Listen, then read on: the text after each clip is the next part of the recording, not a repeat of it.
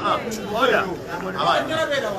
Colleagues, if we are orderly, we can.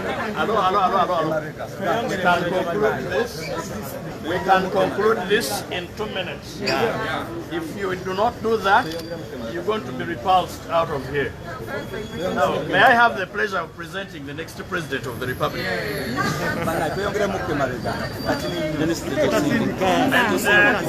I want to present my client before it disappears like Chibalama.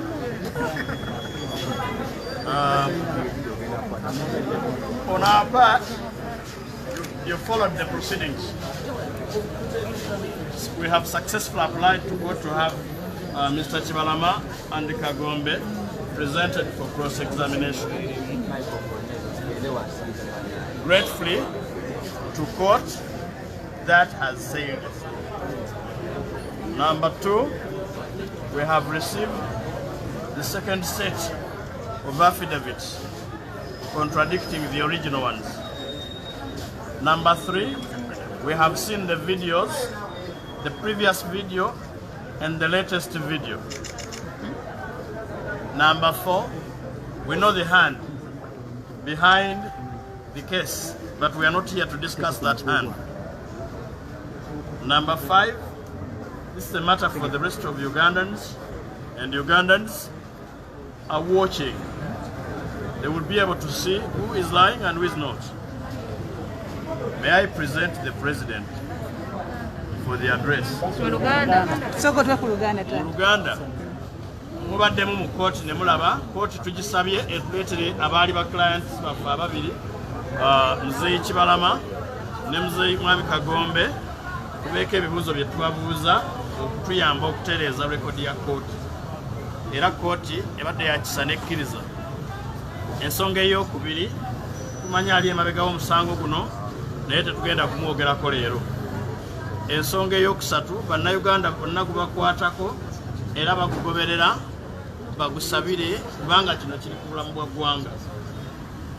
Ensonga ey'okuna njagala kubanjulira President wa Uganda addako era client waffe nga tannaba kutubulako nga ba client ababiri abaatubuzeeko.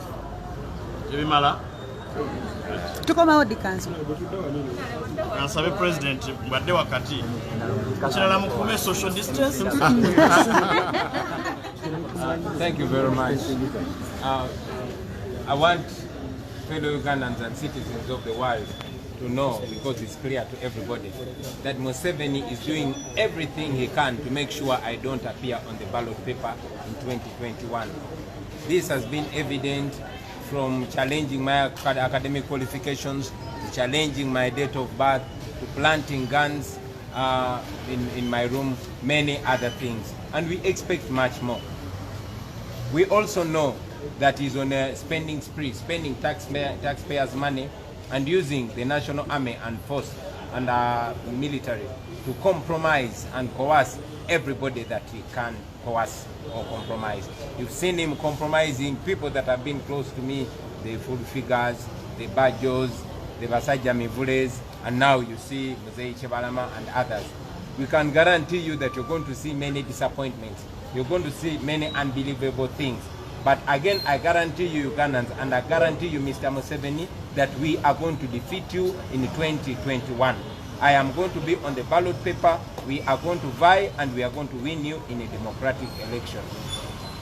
Also, I want to confirm to Ugandans that nobody should be worried. This is being done, not that the government or the regime wants to win the case. No, but because they want to cast doubt in the eyes and minds in those that believe in us. They want to cast doubt in the eyes and minds of the members of the National Unity Platform, both in Uganda and all over the world. This is not intended to win a case because they have no case whatsoever. We did everything within the law. We held a delegates conference, we were elected into office, everything was clear, and you all saw, journalists and members of the media, that Mr. Kibalama was being coerced and followed all the time, and he said that on camera. Even right now, we've been in contact with these family members. Nobody knows where Mr. Kibalama or where Mr. Kagombe is. The last we knew is that their home was surrounded by the military. We watched the videos in disbelief. But again, we noticed that they could be under duress, because even right now, nobody knows where they are. His apparent lawyer, the one that came with the second fake affidavit, mentioned that these people just show up to sign and they disappear. Even the lawyer has no control over them and has no knowledge where they are. I can only assure you that oppressed people will not be oppressed forever. We shall definitely win. Briefly in Uganda, President. Uganda.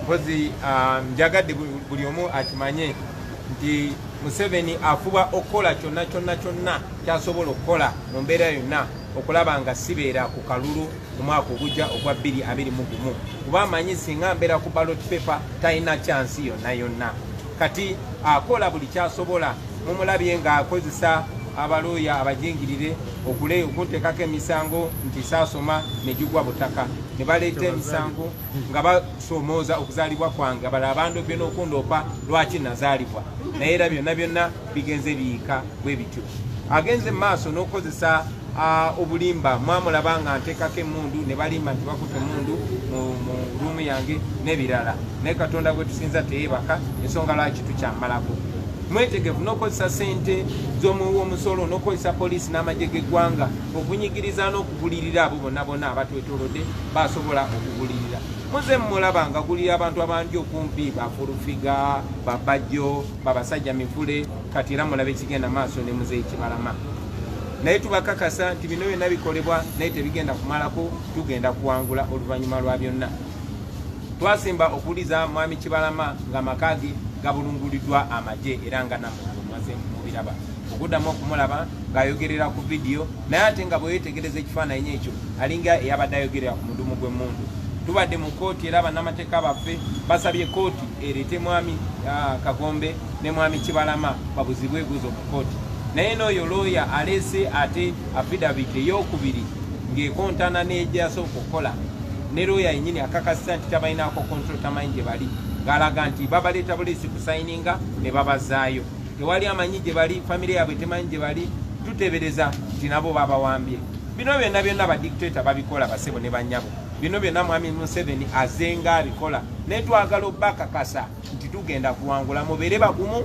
tewali tetwakola mu bumenyi bw'amateeka twakola zi delegates conference era ne records bweziri twalondebwa mu butuufu era ne records bweziri era ne mwami Kibalama okuvayo twalangirira National Unity Platform n'obukulembeze bwayo obupya maze atiisibwa nga bwe yabategeeza mwe bannamawulire amakage gaze galondoolwa ebiseera ebimu nga tasula nayo era twasembye okwogera ne famire ye getutegeeza nti bamuwambye ye ne munne tewali amanyi gye bali bino byonna bikolebwa naye tugenda kuwangula ekyo tujja kibakakasa mpozi n'ekirala kankyogereko ebyabadde biyitingana nti simanyi twamusuubiza sente ebyo byonna bya bulimba byonna bya TI naye era mwami Museveni tumanyi nga bwakola ebintu byakola tumanyi nti bateekateeka n'okulumba amaka g'abamu ku bamemba baffe bateekeyo $, bateekeyo n'emmundu oba bateekeyo n'ebintu ebirala basobole okubasaako omusango bagezaako okuteekawo ekifaananyi nti ffe tulina sente nnyingi era tuwagirwa abagwira naye nga amazima gali nti tetulina sente n'emu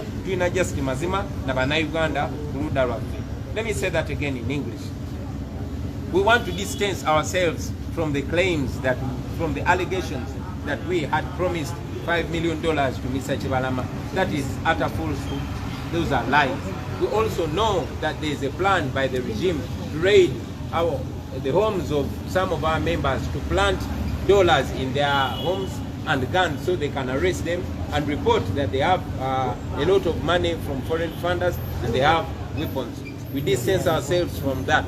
We confirm to you Ugandans that Mr. Museveni will be defeated as soon as